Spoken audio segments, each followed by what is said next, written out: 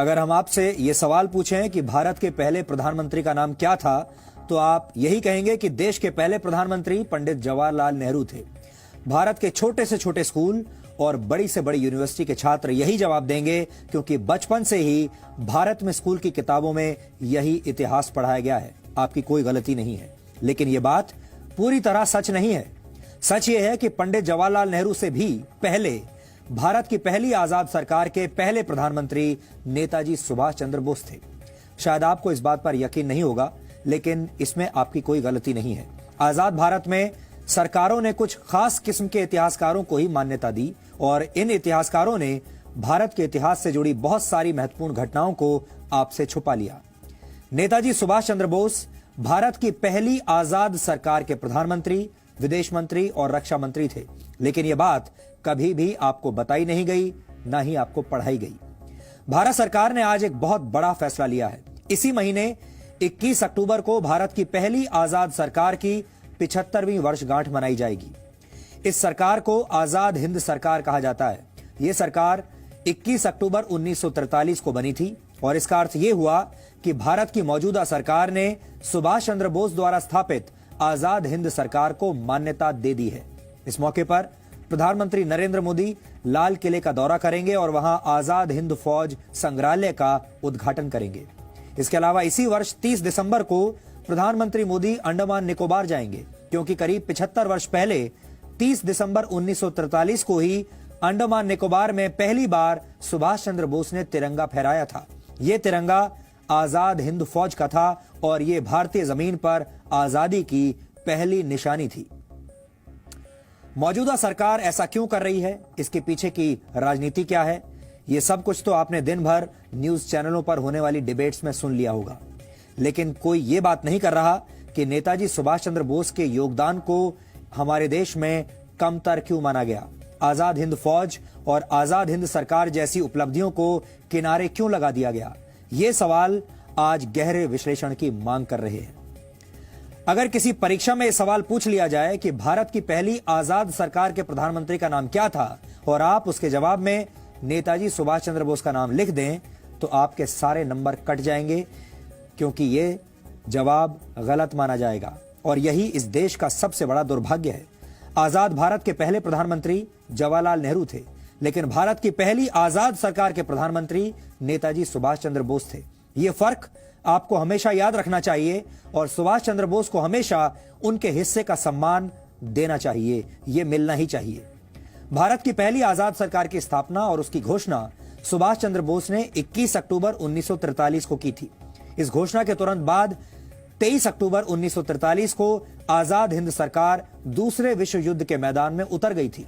आजाद हिंद सरकार के प्रधानमंत्री नेताजी सुभाष चंद्र बोस ने ब्रिटेन और अमेरिका के खिलाफ युद्ध का ऐलान कर दिया था।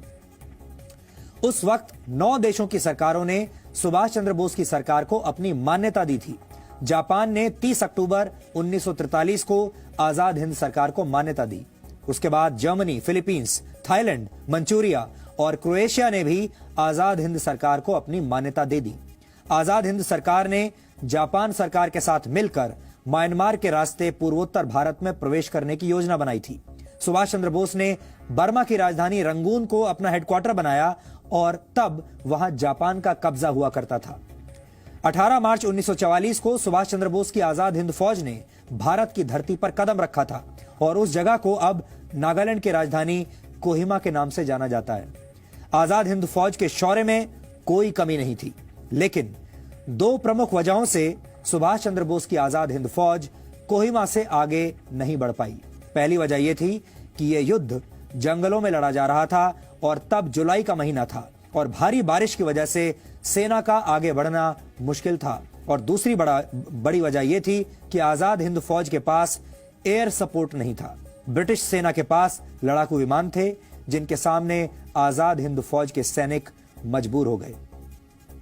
अगस्त 1945 में जापान के हिरोशिमा और नागासाकी में अमेरिका ने परमाणु बम से हमला कर दिया, जिसके बाद जापान ने सरेंडर कर दिया और यह सुभाष चंद्र बोस के लिए एक बहुत बड़ा झटका था। अमेरिका और ब्रिटेन ने दूसरा विश्व युद्ध जीत लिया, लेकिन नेताजी सुभाष चंद्र बोस ने हिम्मत तब भी नहीं हारी। नेताजी आजादी के नए मिशन पर निकले थे, लेकिन यह कहा जाता है कि 18 अगस्त 1945 को ताइवान में हुए एक विमान हादसे में उनकी मृत्यु हो गई। हालांकि उनकी मृत्यु आज भी एक रहस्य है। भारत की पहली आजाद सरकार के पहले प्रधानमंत्री नेताजी सुभाष चंद्र बोस इस घटना के बाद इतिहास के पन्नों में कहीं खो गए। यहां आजाद हिंद सरकार के बारे में भी आपको कुछ बातें जरूर जाननी चाहिए। सुभाष चंद्र बोस आजाद हिंद सरकार के पहले प्रधानमंत्री, रक्षा मंत्री और विदेश मंत्री थे। Lieutenant colonel AC Chatterjee Azad Hind सरकार के वित्त मंत्री थे। SA अय्यर आजाद हिंद सरकार के प्रचार मंत्री थे। रास बिहारी बोस को आजाद हिंद सरकार का सलाहकार बनाया गया था और इस सरकार की स्थापना करते वक्त नेताजी सुभाष चंद्र बोस ने यह शपथ ली थी कि ईश्वर के नाम पर मैं ये पवित्र शपथ लेता हूं कि भारत और उसके 38 करोड़ लोगों को आजाद करवाऊंगा। ये उनकी शपथ थी। आजाद हिंद सरकार ने यह तय किया था कि तिरंगा झंडा भारत का राष्ट्रीय ध्वज होगा। विश्व प्रसिद्ध साहित्यकार रविंद्रनाथ टैगोर का जन गण मन भारत का राष्ट्रगान होगा और लोग एक दूसरे से अभिवादन के लिए जय हिंद का प्रयोग करेंगे। नेताजी सुभाष चंद्र बोस की कथित मृत्यु के बाद भी ब्रिटेन और अमेरिका की खुफिया एजेंसियां पूरी दुनिया में उनकी तलाश करती रहीं। यह वो दौर था जब अहिंसा के पुजारियों पर लाठियां बरसाना अंग्रेजों का बहुत प्रिय शौक था, लेकिन सुभाष चंद्र बोस ने खून का बदला खून से लेने की नीति पर काम किया। यह सुभाष चंद्र बोस द्वारा छेड़ा गया रक्त रंजित संग्राम था, जिसमें अंग्रेजों की सेना के 45,000 से ज्यादा सैनिकों की मौत हुई थी। बर्मा की जंग में अंग्रेजों की सेना सुभाष चंद्र बोस के चक्रव्यूह में इस तरह फंसी कि ब्रिटिश सेना के 10,000 से ज्यादा सैनिक बीमारियों का शिकार हो गए थे। इस लड़ाई में अमेरिका की सेना के भी 3,000 से ज्यादा सैनिकों की मौत हुई थी और यही वजह है कि ब्रिटेन और अमेरिका की खुफिया एजेंसियां मिलकर सुभाष चंद्र बोस को किसी भी तरह से ढूंढकर सजा देना चाहती थी। अंग्रेजों ने उन पर हजारों अंग्रेज सैनिकों की हत्या के आरोप लगाए, लेकिन ये आरोप सुभाष चंद्र बोस के लिए किसी मेडल से कम नहीं थे। भारत में लाखों लोगों की हत्या करने वाले अंग्रेजों को सुभाष चंद्र बोस ने यह बता दिया था कि अहिंसा और शांति भारत की कमजोरी नहीं, भारत को हथियारों से जवाब देना भी उतना ही अच्छी तरीके से आता है।